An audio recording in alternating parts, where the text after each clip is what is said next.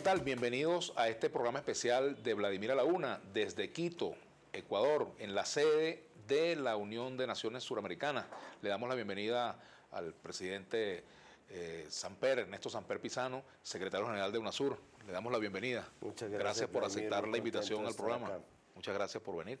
Bueno, queremos hablar un poco de la UNASUR, de América Latina. Vamos a tocar también, por supuesto, la situación venezolana, las relaciones de América Latina con Estados Unidos.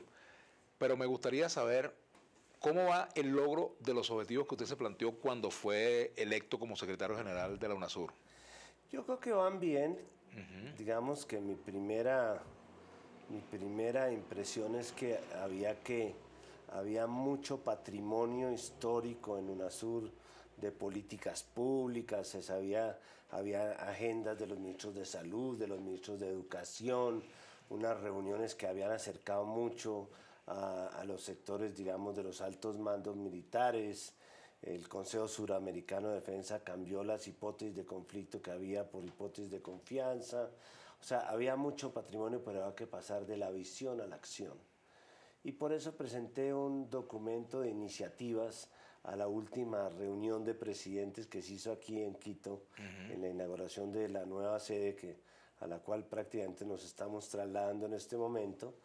Y sobre esas iniciativas de acción estamos trabajando. Por ejemplo, 7 proyectos de infraestructura, de gran infraestructura que requiere la región.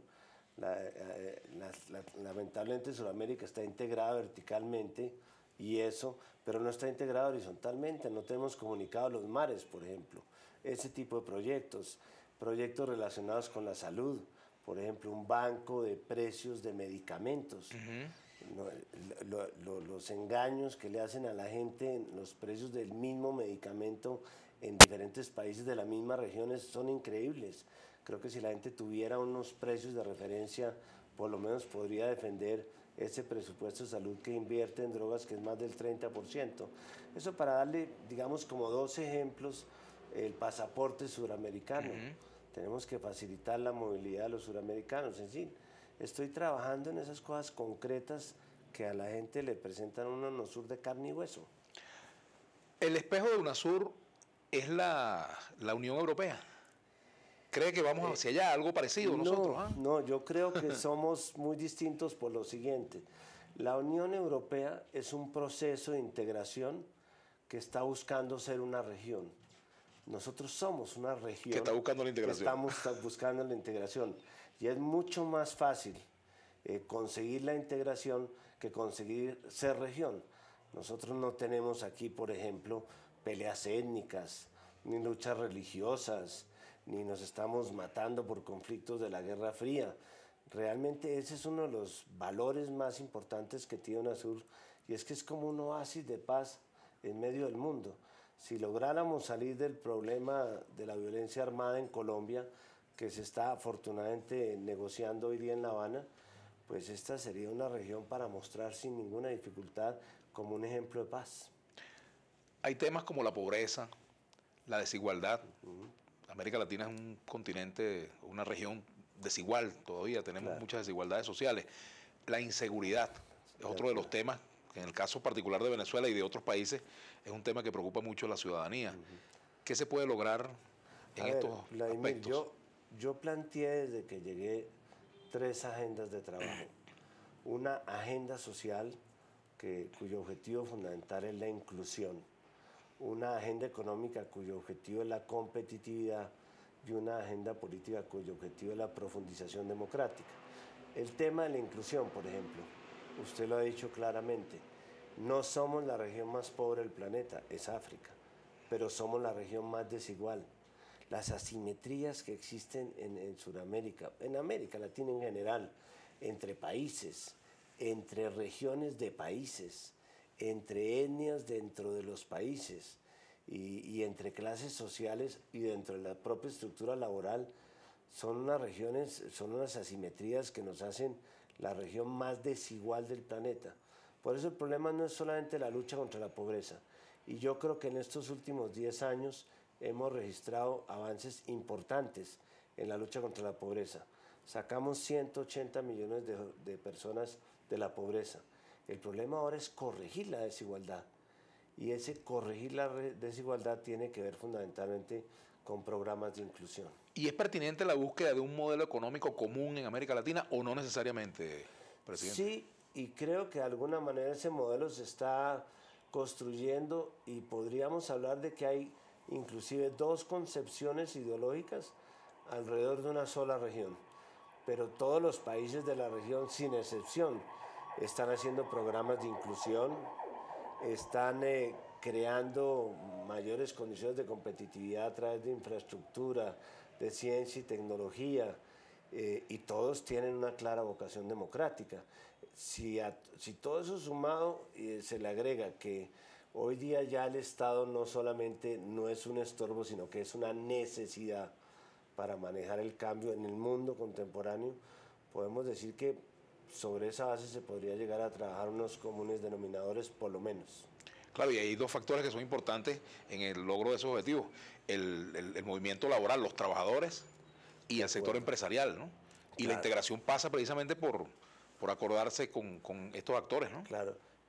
Sí, recordando un poco o entendiendo las enseñanzas de Piketty, que es ahora el economista de moda, un francés que ha hecho un gran libro sobre la desigualdad que dicen que es parecido a las tesis de Marx en su momento. Lo que dice Piketty fundamentalmente es que ya no es solamente un problema de enfrentar capital y trabajo, sino que esas desigualdades se han trasladado, por ejemplo, a la estructura laboral, que las diferencias que hay entre los grandes ejecutivos y los trabajadores de base son a veces mucho más importantes que las diferencias entre el capital y el trabajo. Entonces creo que han aparecido unos nuevos actores en la región, actores sociales, beligerantes, importantes, que no se pueden desconocer. Por ejemplo, el tema de las redes. Hay que estar en las redes.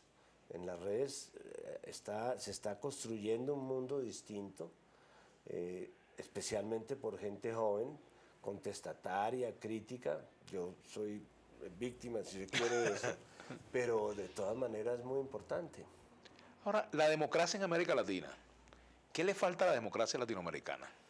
En lo político, por ejemplo, ¿qué le faltaría? Si uno tomara la definición elemental de Lincoln de la democracia como que es el gobierno del pueblo, por el pueblo y para el pueblo, yo creo que en el gobierno del pueblo estamos relativamente bien. O sea, no hay posibilidades en este momento de que esta región vuelva fácilmente a una dictadura militar.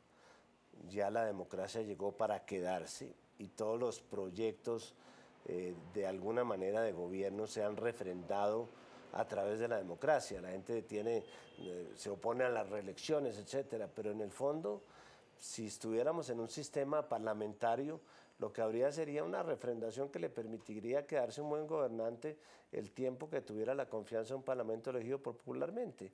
Entonces yo creo que en el sentido del gobierno del pueblo estamos bien. El gobierno por el pueblo nos falta avanzar, necesitamos mucha más participación ciudadana, empoderar a la gente, que la gente pueda luchar por su necesidad en los términos de Amartya Sen. Y finalmente, en lo que estamos más es en la democracia para el pueblo. Creo que el problema hoy día de la democracia latinoamericana es de legitimidad. Y si no entendemos que necesitamos desarrollar un proyecto social realmente inclusivo y poner al servicio de los sectores más necesitados bienes y servicios básicos, pues vamos a encontrar dificultades. O sea, nuestro problema es de legitimidad democrática, es decir, de invertir más en los que hay que invertir para que haya mayor inclusión.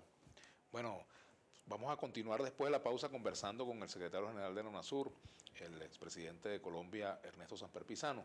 Al retorno, ya que usted hacía mención precisamente de la situación en América Latina, de que es muy difícil o prácticamente imposible que volvamos a la época de los golpes de Estado, pero resulta que en Venezuela el propio presidente Nicolás Maduro ha denunciado una conspiración y ha denunciado incluso que el propio gobierno de los Estados Unidos ha estado en una actitud, digamos, de acompañamiento a factores que pretenden la desestabilización en Venezuela. Me gustaría que abordáramos también ese tema, pero lo haremos al retorno de la pausa. Ya regresamos.